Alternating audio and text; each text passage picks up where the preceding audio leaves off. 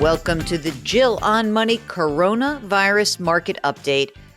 We are so happy to be at the end of a week. Man, by any stretch of the imagination, at least from the financial side, this was a good week. It was a good week for markets. It was a good week for individuals because we got the big bill that came out of Washington, D.C. It was a good week for the Federal Reserve. So that part is good. Here's the not so good part. We just are still seeing this incredible amount of virus spread throughout the country, in New York, in Boston. So the stories are pretty awful. And we're hoping that you are keeping your family safe, that you are practicing social distancing, and that if you're freaking out at all about your money, that all you need to do is just give us a shout. Ask Jill at jillonmoney.com. That's Ask Jill at jillonmoney.com. And we're going to try to answer as many of these as we can. So this is a note from Gary who says, "Hi, Jill. Thanks so much for your years of reassuring and calming advice. I'm retired and my wife works. We're in our 60s. We're in contract for a house being built in a 55 plus community. Projected closing is September. Our plan was to sell our current home during the active spring season and live in a long-term hotel like a Marriott for the duration until September. Now we don't know whether to stay put in our current home, relist at a better time, and possibly own both homes if need be. It will be a tax hit as we'll be financing partly with retirement funds, but we could manage it. It's still a concern. The other option is to take a chance and sell now. But our fear is if hotels close or the new home building is delayed, we could be without a place to live. Lots of variables here with lots of uncertainty. Do you have any guidance for us?" This is a tough one. Here's the thing that I consider. I'm wondering, can you pull the plug on the 55 plus community? That's what I want to know. We're in contract for a house being built. So they've already signed the contract. I don't know. This one's hard. I don't want to do this deal right now. Mark, what do you want to do? You want to blow up the deal if you can? Or what's the guidance here? I don't know. I don't know how much money you really have. I think owning two homes is a bad idea. So is there a plan B? Is there some sort of short-term rental that you could try to, instead of with a hotel, where you could just rent something short-term? Yeah, maybe stay with a family or a friend or, and certainly say I would be doing that and would absolutely positively be happy to pay you. But I don't think you should own two homes at the same time. I always think that's a recipe for disaster. So, Gary, I'm so sorry. I think that's a tough one. Rob writes, "I've been moving assets from my IRA to a Roth IRA and paying the taxes. This is to take advantage of the lower tax rate and reduce my MRD in the future.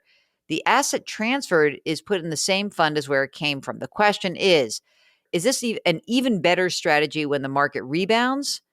Wait a minute. No, the thing is, right now is when you should do every single possible conversion. I had a conversation with a friend of the podcast, Michael Goodman from WealthStream Advisors, and I talked to him about this.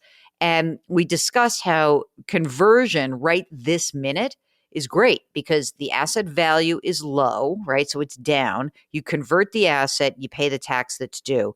I think that now that we've seen what exactly the first three phases of government help is going to be, I think it's fair to say, ladies and gentlemen, that we're going to be paying higher taxes in the future. So I really believe now is a great time for you to do a conversion. Okay?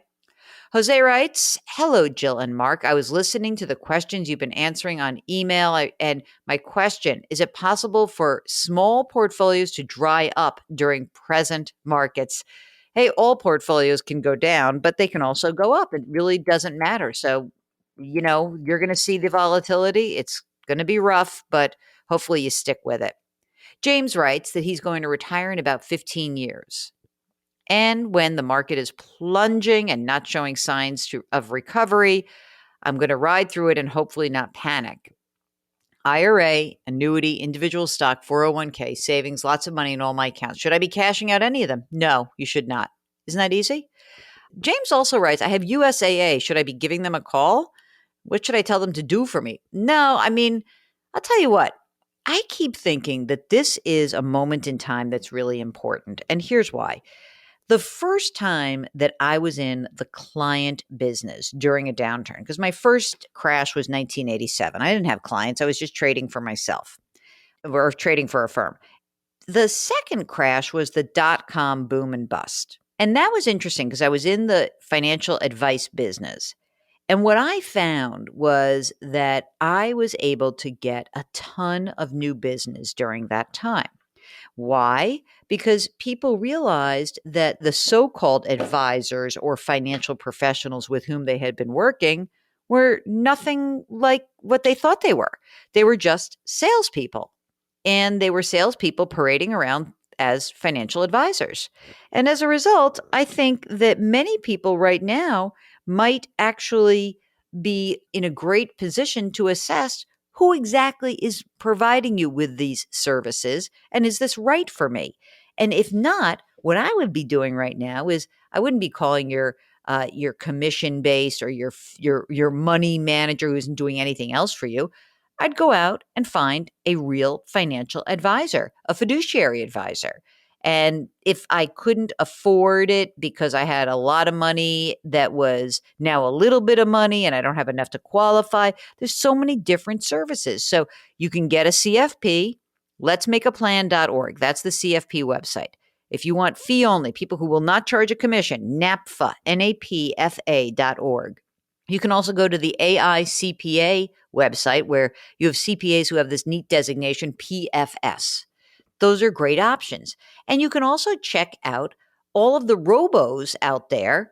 And those are just the online advisory programs like Schwab Intelligent Portfolio, Vanguard Personal Service Advisor, Wealthfront, Betterment, all of those.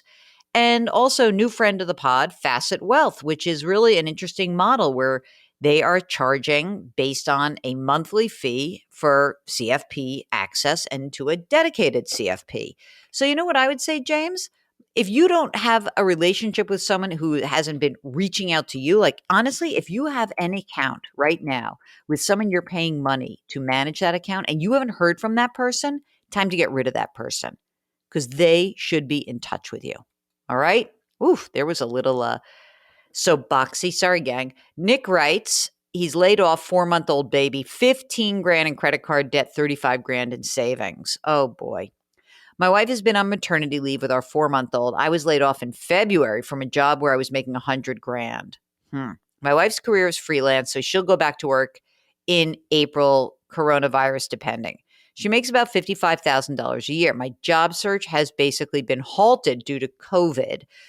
We have a rent-controlled apartment in Los Angeles at $1,500. We want to pay off that credit card, but during this insecure time, having that savings is a relief. Is now a time to buy into the market or index fund with little savings while the market is low? Would love your opinion. Let me do that in reverse order. Do not put any of that savings into the market right now. You are coveting that savings. No, don't even pay off that 20% interest. I'll tell you what you might want to think about doing, and that is seeing if you're receiving unemployment, you may be able to now actually get more unemployment insurance benefits now that the bill has passed, where you should be getting an extra $600 a month because the federal government's ponying up on top of what the state of California is doing for you. So don't pay off that debt yet. Do not use that savings up. We're in super duper conservation mode. Okay.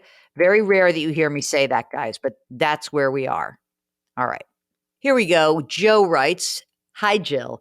Absolutely love you and Mark and everything you do to educate us on finances, especially the recent information and comforting daily coronavirus updates. My wife and I live in Western New York. We're 60 and 61. We're blessed to be able to work from home during these crazy times. I'm an engineer. She's an administrative assistant. My question is simple. Based on input from various media sources and prior to the most recent crash, my wife suggested we divest ourselves from the market by moving all equities to cash or bonds. And our trusted by me, my wife doesn't trust anyone, financial advisors suggested we stay the course as long-term investors, which I completely agreed. So now Our $700,000 investments are worth, well, far less. He says, I purposely don't check on them. We have a well-diversified portfolio. We're probably not down as much as the market, as you've explained numerous times, but that's not really a consolation. In hindsight and in a perfect world, my wife was probably correct, right? That is, pull money out at the first sign of trouble. And in her case, the first rumblings from her media sources, then simply transferred back to stocks in the correct proportions per our financial planner's recommended allocation and watch it grow. I listened to several podcasts, financial podcasts, none as good as yours, and you have never heard anyone ever support my wife's plan. However, had we followed it, we wouldn't be in an unstable financial situation. Any words of wisdom would not only be greatly appreciated, but they may save a marriage. Actually, it's more for me since she already knows she was right. Okay, so here's the deal. You ready, guys? I know you want to look back and say that was such bad luck. We should have done that. We should have done that. But you know what? If you had well-diversified portfolios and you had pulled all the way back and gone to zero, there's no way you'd get back in. Here's what would happen. You'd pull back and you'd wait till the market goes up, up, up, and so it quote unquote stabilized, and you'd miss the recovery. And long story short is that you're really trying to figure out how you would have timed the market. And my guess is you wouldn't have. And what I know more than anything else is that your wife may have been right on the first part of the trade, would unlikely to be right in the second part of the trade. And there's no way to look back. And frankly, stick to your game plan usually does work. And so I'm not going to poo-poo the advice you got from your advisor. And I want you to let yourself off the hook. And even if your wife was right in this first part of it, know in your heart of hearts, it would have been nearly impossible to get the second leg of the transaction right. All right? You know what, guys? Here's the thing. I don't want you to look back and think about what you could have done or would have done or should have done. We are where we are.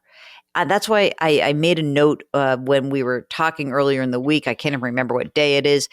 It's not worth it to wag fingers at people and say you are so stupid for doing X, Y, or Z. This is where we are. We're in a terrible situation as a country and as a globe. We have this pandemic. We've got to be nice to each other. We have to be nice to, frankly, we have to be nice to everyone we encounter. But we also have to be nice to ourselves. You've got to let yourselves off the hook. We'll get you where you need to go. If you have a financial question, we are here for you. It's very easy. Send us an email, askjill@jillonmoney.com. Ask Jill at jillonmoney.com. And I know it's the weekend, so you might be poking around the web. Go to our website, jillonmoney.com. And if you wouldn't mind, just because, we're working our butts off, you're working your butts off, or you're worrying your butts off, the only thing we ask of you is tell your friends to subscribe to this podcast. We are now really considering whether to make this a daily endeavor for the foreseeable future. And we want to know that there's enough people there who need this information. You can subscribe to Jill on Money anywhere you find your favorite podcast, wherever you're listening to it now. Tell your friends they can get it on Apple or Spotify or Stitcher or radio.com or Google Play or anywhere else you find your favorite podcasts. So check it out, send us your emails, and let us know how we can help. So be safe, be kind, and don't beat yourselves up too much about the past, okay? We will talk to you tomorrow.